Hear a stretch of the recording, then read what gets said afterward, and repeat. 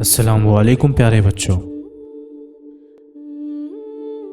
اگر ہم ہمارے اطراف بغور مشاہدہ کریں تو ہمیں بے شمار قدرتی وسائل نظر آتے ہیں، جیسے ہوا، پانی، زمین، نباتات، حیوانات اور اسی طرح کے بے شمار قدرتی وسائل ہمارے اطراف موجود ہیں، جن میں چٹانوں کا بھی شمار ہوتا ہے۔ آئیے ہم چٹانوں کے بارے میں مزید معلومات حاصل کرتے ہیں۔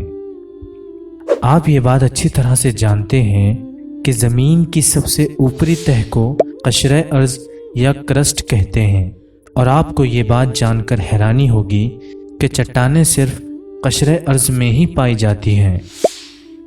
چٹانیں بہت بڑی بھی ہو سکتی ہیں یا پھر بہت چھوٹی بھی۔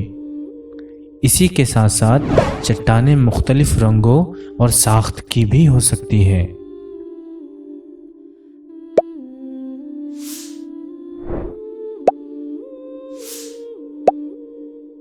عام طور پر چٹانیں 3 قسموں کی ہوتی ہیں: آتشی چٹانیں یا اگنیس راکس، تہدار چٹانیں یا سیڈیمنٹری راکس، تبدیل شدہ چٹانیں یا میٹامورفک راکس۔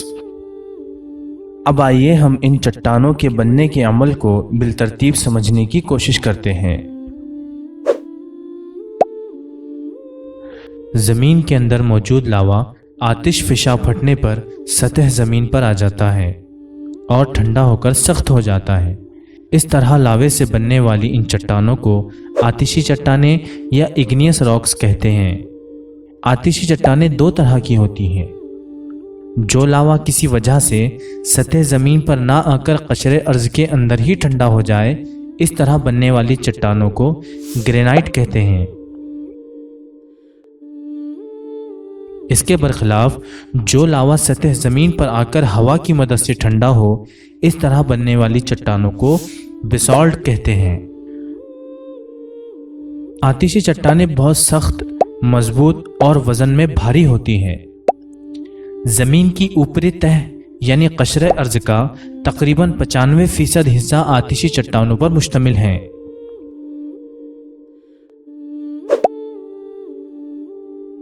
تہدار چٹانیں یا سیڈیمنٹری راکس اکثر نشیبی جگہوں یا سمندری تہہ میں پائی جاتی ہیں۔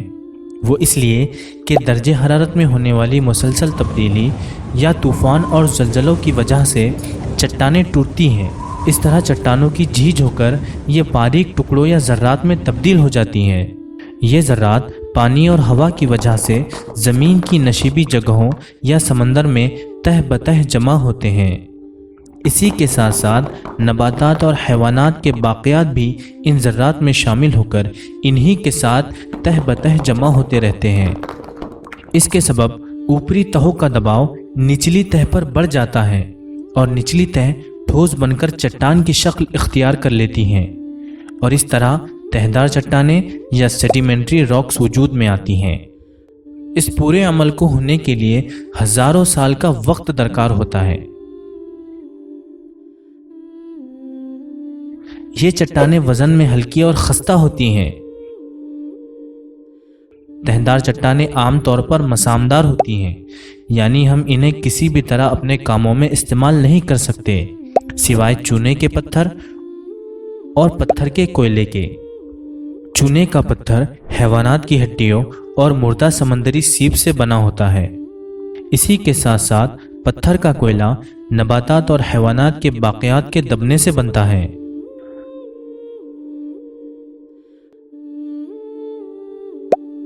تبدیل شدہ چٹانیں یا میٹامورفک راکس اس وقت بنتی ہیں جب آتشی چٹانوں اور تہدار چٹانوں پر حد درجے کی حرارت اور دباؤ پڑتا ہے تو نتیجتاً تبدیل شدہ چٹانیں وجود میں آتی ہیں۔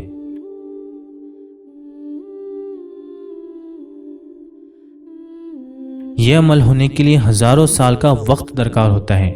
یہ چٹانیں وزنی اور سخت ہوتی ہیں۔ پتھر کا کوئلہ یہ چٹان حرارت اور دباؤ کی وجہ سے ہیرا یا گریفائٹ میں تبدیل ہو جاتی ہیں۔ پینسل میں موجود کالے رنگ کی سلاخ اسی گریفائٹ سے بنی ہوتی ہے۔ اسی طرح چنکھڑی، جسے چونے کا پتھر بھی کہا جاتا ہے، इस चट्टान पर हरारत और दबाव पड़ने की वजह से ये संगे मरमर या मार्बल में तब्दील हो जाती हैं। आगरे का ताजमहल इसी मरमर की चट्टानों से तामीर किया गया है और इसे तामीर करने के लिए ये चट्टानें राजस्थान के मकराना मकाम की कानों से लाई गई थी। इस संगे मरमर का इस्तेमाल आजकल बहुत सी जगहों पर किया जा रहा है। इसी तरह राजस्थान में जयपुर के करीब सुर्ख रंग के रेत के पत्थर पाए जाते हैं। ये एक किस्म की तहदार चट्टानें हैं। इन चट्टानों का इस्तेमाल करके शाहजहां ने दिल्ली के मशहूर लाल किले की तामीर करवाई।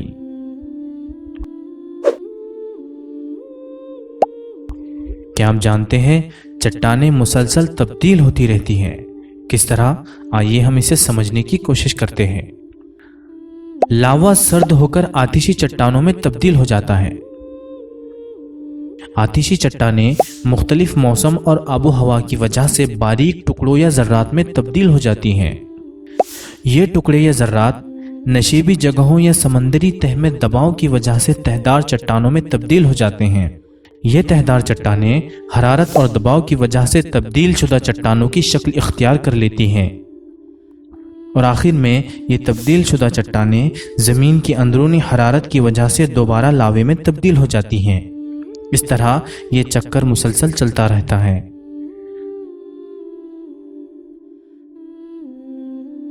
हम उम्मीद करते हैं कि आपको इस वीडियो के ज़रिए नया कुछ सीखने और जानने का मौका मिला होगा।